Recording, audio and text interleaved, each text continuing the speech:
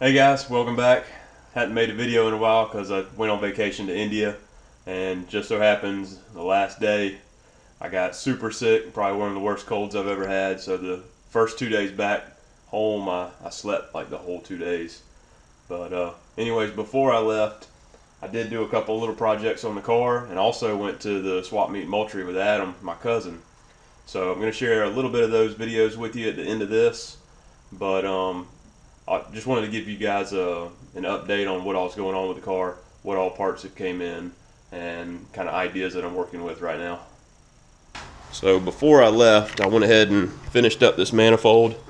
I have a little short video I'll put at the end to show you guys exactly what I did. But basically just cut out that section and then welded in a piece of steel. Now, not sure how long this is going to last. I didn't properly weld this. You're supposed to heat up the cast, get it up to like 400 degrees, and then weld, and then cool off the metal as slow as possible. For example, you could put it in a bucket of sand or something. I didn't do that, so I'm not sure how long this is going to last, but I plan on building some manifolds later on anyways. Yesterday I went to the exhaust shop, had a couple of flares made. This is 2¼ inch pipe, and just had a little flare made so I can go ahead and start working on the turbo piping from the exhaust to the turbo. Got some mandrel bends here. These are 2-inch, so I went ahead and reordered some 2¼ but I think there's 2 of these. I think that'll be plenty enough to be able to get the hot side of the turbo set up. Then this is just a 3-inch piece that's going to go into the turbo, so the 2¼ will merge into there. Have to make a little Y, but that's the plan for that. Here's the cooling fan. It's a 16-inch electric, and I'm planning on making a shroud for the radiator. So once I set the radiator in, go ahead and put the manifolds on and start getting the hot side of the turbo set up. The intercooler also came in, so we'll be able to try to get that mounted properly, figure that all out. This is a coolant temp sensor. Went ahead and had to drill and tap a hole for that. This is for the Phytech EFI, and kind of looking at the alternator here, I believe this is going to be the best place for it since the turbo is going to be on this side. Usually alternator's right there, but we're not going to have room for it over here. Went ahead and bought a 3½ inch piece of pipe, and that'll be for the exhaust part of the turbo, and it's not really going to fit down there, so not sure how we're going to do that, but we're at least going to have the outlet 3½, and then we might have to choke it down.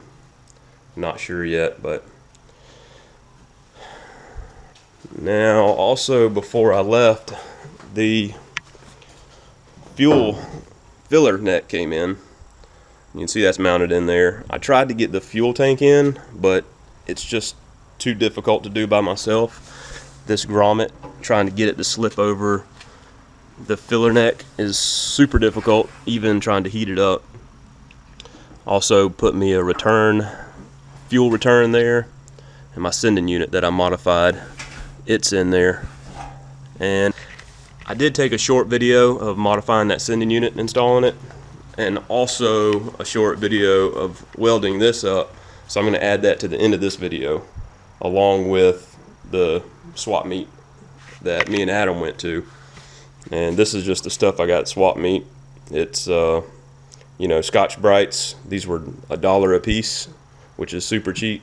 Got a little carbide tip for porting heads and flat disc. So this kind of stuff is super cheap at the swap meet, even though car parts usually aren't. But you can find some good car parts and tools there that are hard to come by. So anyway, so there's just a quick update on the car for you. I'm gonna get to work on this thing as soon as I can beat this cold. It's got me lethargic, so I'm really tired right now, but I have plenty of parts to get projects done. And for now, I'm gonna leave you with a couple of short videos of the manifold, the sending unit, and a little bit of the swap meat. So I'll see you guys next time. Getting started on the fuel system. First up, I went ahead and fit the tank in the car and found the location where I wanted to put my return line. I'm going to run a return style fuel system, so I'm going to drill a hole here, put that fitting in there, and make sure I get all the shavings out of the tank. So that'll be a good spot. It allows me to get into the tank and tighten, put a wrench on the back of that so I can get it good and tight. And also it's going to run right down the frame rail, so it's going to be really nice right there. Next up, I have my fuel sending unit, and instead of, this is a stock style sending unit, but it's a 1/2 inch pickup. So I'm going to give this a shot instead of going straight to a sump in the back of the pan or the back of the tank, welding on a sump, drilling holes in the bottom of the tank. I didn't want to do that, so I'm going to try this first. But there's a clearance issue. This hits the bottom of the tank before the face sets in properly. So it sets in and hits, kind of hits right there before the thing can set up straight. So I'm going to make a little bend there to clear the bottom of the tank. Once that's clear, I'm going to add however much rubber hose I need to add this sock to put it all the way in the back of the tank, so that on acceleration we still have our pickup submerged in fuel. So I'm going to give this setup a shot before I go hardcore and drill holes in the bottom of the tank and weld in a sump. So I'm really hoping this does well. I think it'll be a real good setup. This is a 1/2 inch feed sock that I found, and it was like $35 delivered, so hopefully this will work. Threw on some transmission assembly lube, try to keep all the shavings from going in the tank.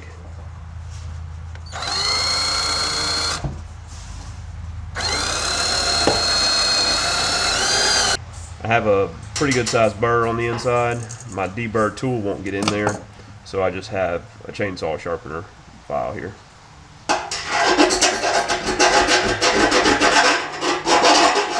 This was a return off of another fuel tank I had, and it just sandwiches the tank in between these two washers. So this is what I was talking about. The sending unit tube is hitting the bottom of the tank, not allowing it to lay flush. So let's see, maybe we can see it through the hole here. Yeah, see there's a rib right there on the bottom of the tank, like this one right here, and it's hitting that. So take that sock off and see if it's just that. So with that little sock off, it's better, but it's still not sitting in there.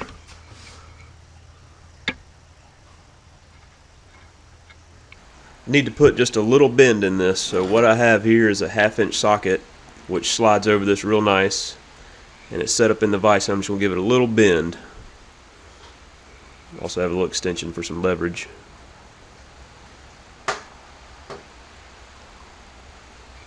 So I'm going to measure from the back of the tank to where that rib is, and I don't have enough hands to show you here and get a light and all, but it's about 12 inches.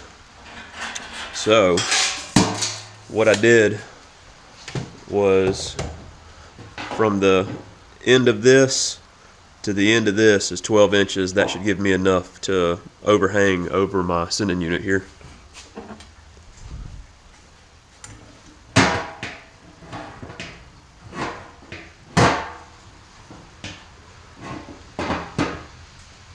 Alright, so I'll get it on about that far and then put a clamp on it and test fit it. And also you can see I've got the bend and the hose going to the back of the tank.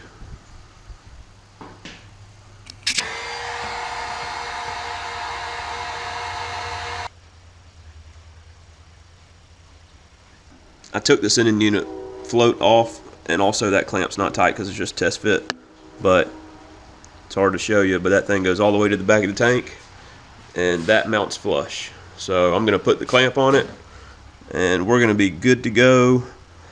I'm going to leave it out because I got to clean this tank before we put it all together. So I got to rinse all those metal flakes out.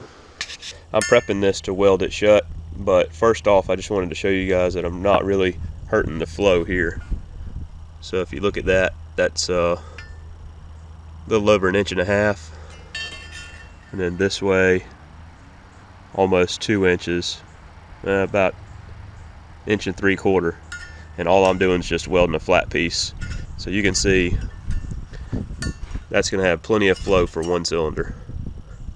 Just went ahead and made a template, and then I had a piece of metal that I cut out with the jigsaw and just cleaned it up with the grinder. So it's still a little warm, but I'm going to set that in there, weld it in, and then there'll be a piece right here that I still need to finish up.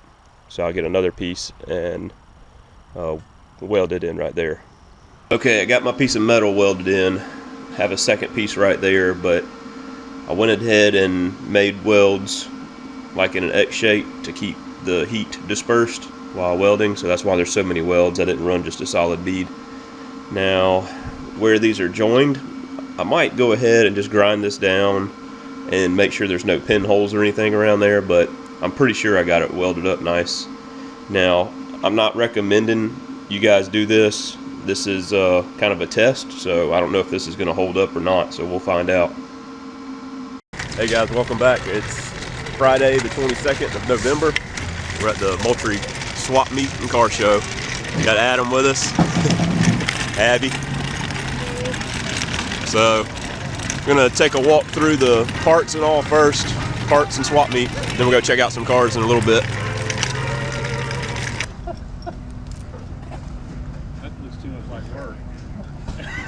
So, you found you something, didn't you, Adam? You got a tap handle? Yeah, we got a Greenfield #6 tap wrench right there. Okay. What do you ask for that one? $10. Oh, nice. Not too bad. And then the vise, this was given to me by a viewer, and Keith actually brought it out here, so we didn't actually get this here. Okay. All right. Cool. First score of the day, and this guy's got some nice vices here too. Yep. All right, guys. We are at Gully's Performance Center. We always come and see this guy. He's got a lot of cool tools over here. Mr. Gully here. Oh, really? Keith Rucker and Adam. Already. How we doing, sir? Doing good. How are you? We just got here, just walking around. We wanted to swing by and say, hey, man. So, it's always a cool place. There's his banner right there. So this is actually the guy that I thought was over on the other row. But this is his stuff. He's just opening up. So this is the one Adam always likes to visit first. We're sitting on the shelf, and they didn't have all the parts and pieces were missing, and the indicator, and I just thought, you know what? He's gonna want them. Adam's already scored some stuff here.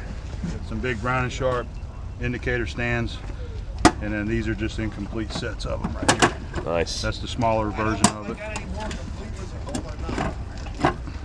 Medium size. Partial kits. Yep. All right. Good score. Oh, they're just about all gone. Here's a Mopar guy I always visit. Brian's Classic Mopar Parts. And this guy, he has way more stuff than he has here. He has a tow company and also like a junkyard that he has a bunch of Mopar stuff in, so check him out.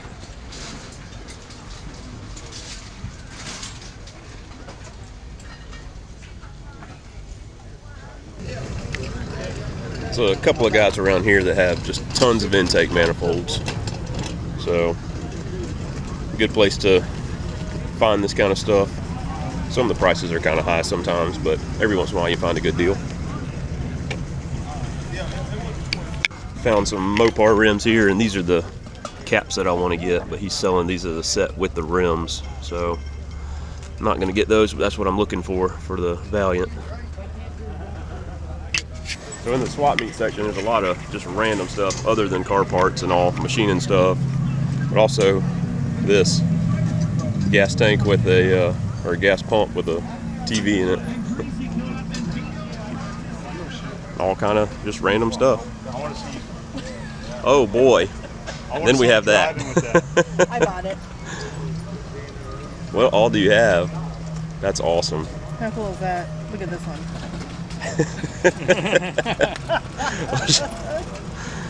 Good score. You been scoring anything else? I got a little Toledo pipe vise right there. Nice. All right, gonna keep going.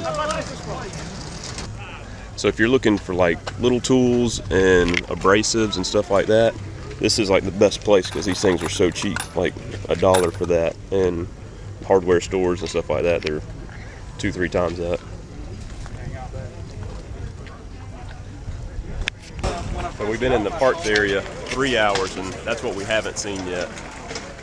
So this place is huge. Y'all definitely need to check it out.